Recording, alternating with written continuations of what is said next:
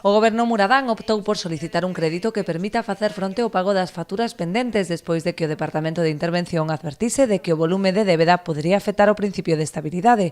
A maior parte destinarase a gasto corrente, como consumo eléctrico, aínda que tamén ao pago de sentenzas e horas extraordinarias aos funcionarios. O grosso destes cartos, esta débeda, pois corresponde ao pago de facturas de consumo de enerxía eléctrica, son casi 100.000 euros, de gastos do ano 17 facturados a primeiros do ano 2019 e despois, bueno, pois hai unha serie de facturas, pois como a elaboración do documento inicial da RPT, 10.890 euros, o cumprimento dunha sentencia emitida no xuízo contencioso por obras realizadas por Ioni Tuñas nos anos 2011 a 2014 por importe de 40.570 euros, outra sentencia a favor das GAE.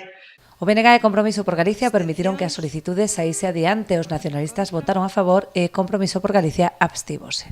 Quen realizou o seu traballo quer cobrar e ten dereito a facelo, entón non imos poñer impedimento para que se cobre e que se poida executar. Nós tamén entendemos que quen traballa ten que cobrar, tanto que sean traballadores do Concello, que hai unha parte importante a traballadores do Concello como a empresas de fora. Nós non imos a ser un problema, un impedimento para que este REC se aprobe.